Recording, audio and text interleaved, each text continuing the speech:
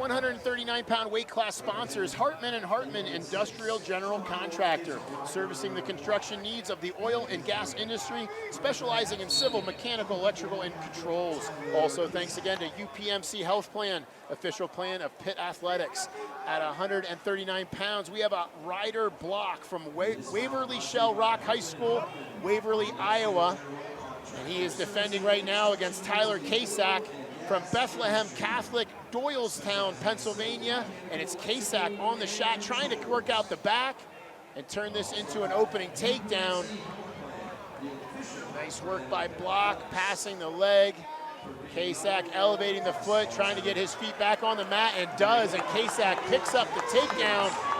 And he's got a Turk, and we'll see if he can turn that into something. Kasak, Bethlehem Catholic, didn't wrestle this year. Spent his time in Belfont, I believe, is where the family moved.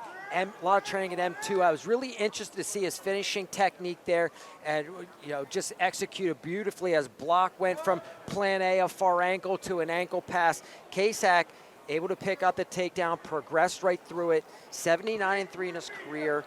One-time state champion, headed to Penn State. As you mentioned, forfeited his senior year of high school wrestling to train with the Nittany Lion Wrestling Club, trying to follow the path of freshman wrestler Levi Haynes, who did the same thing last year. Block 151-9 in his career, three-time Iowa State champion.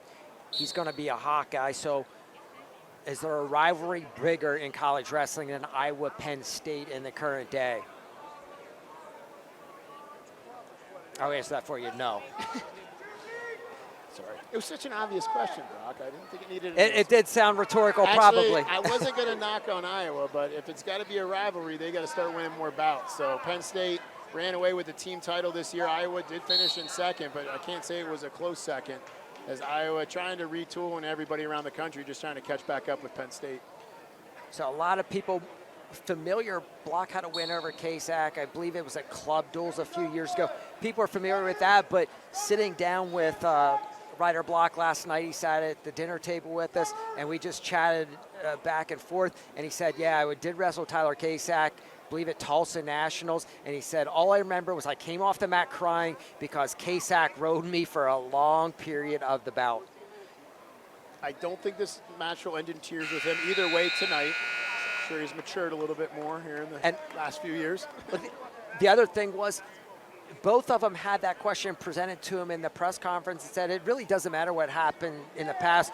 Both guys have progressed in different positions, and we have a new bout ahead of us, and the other guy presents different problems than they did in the past. And when you watch a guy like Levi Haynes jump levels like he did last year, spending the senior year in the Nittany Lion Wrestling Club, came on this year, national finals, I believe was undefeated up until the finals. But then Vinny Zerbin got him early in the year. Oh, okay. But Kasak, trying to follow that same thing, and a lot of people are interested to watch him tonight, see the improvements he's made this year before he comes on the scene next year for the Nittany Lions.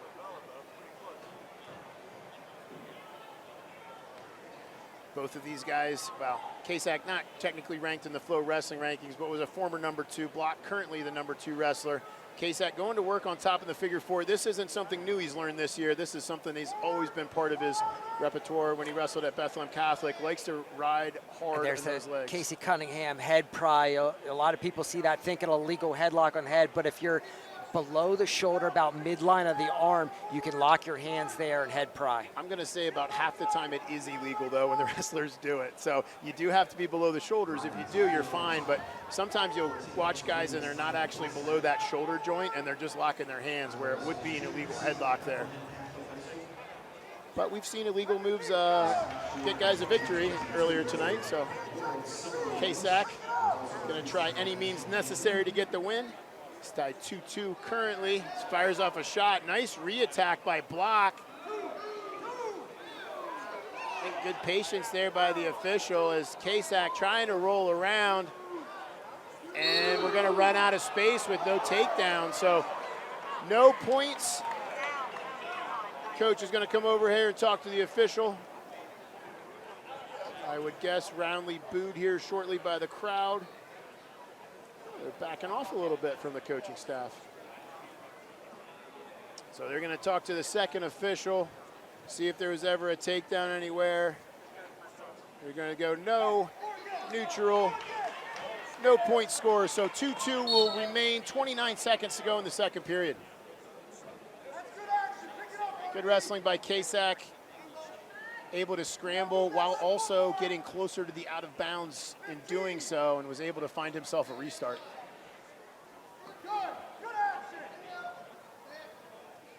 Interesting with Kasak's choice to forego his senior year. Didn't finish up with a state title, but he's got bigger things on his mind. Decided to not go for the Pennsylvania state title and try to sharpen his skills and get himself ready for his freshman year. Take a quick peek in the corner. David Taylor. I really kind of look at it as two different situations. So Levi Haynes, they kind of thought he might be in the lineup right away. I don't think they expect Kasak to go right away. So he chose to, you know, for that development anyway, even knowing that he's probably going to redshirt headed into that room in State College. Yeah, and tough choices for wrestlers to make, but man, when you look over and you got David Taylor sitting in your corner and you know that you're working with a guy like that consistently, it's going to make you a better wrestler. And hats off to David Taylor, by the way. I mean, sometimes you see big-time wrestlers become figureheads of clubs, or you know, they like to tweet out and they like to put the press out. But what I've noticed from David Taylor, at least from my perspective and what I see, is that he's hands-on. I mean, he's in the room, he's working with these guys, he's developing wrestlers. He's trying to be a coach, not just a guy to take pictures with and say, hey, this kid's on my M2 club. And you see him cadet trials, you see him all over traveling with his guys. And he's not the only one. There's other senior level athletes that are doing the same thing, but just the time that he puts into the development of other wrestlers, it makes him better. And you know what, I'm just gonna say, I'm sure it keeps the sport fresh for him. One of the best things you can do to keep it fresh and make it fun is to help others and help other people achieve their goals. And that's what definitely David Taylor has developed, not only into a world and Olympic champion himself, but also making others trying to do the same thing. Kasak fighting off the shot, hanging on to a 3-2 lead. I don't think Block's going to be able to do it on the edge.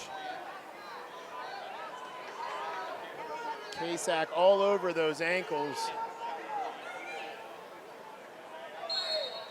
So we get a stalemate. 27 seconds to go. Kasak with a 1-point lead. Again, I'm Tim Rice along with Brock Kite, 49th Annual Pittsburgh Wrestling Classic brought to you by US Steel. This match is going to come down to a closing scramble as Ryder Block from Iowa tries to take out Tyler Kasak from Pennsylvania. 13 seconds to go. Kasak dives in on a leg. He's in a real good position to ride this one out. And there it is, Tyler Kasak from Doylestown, Pennsylvania, gets the win, 3-2. And another win.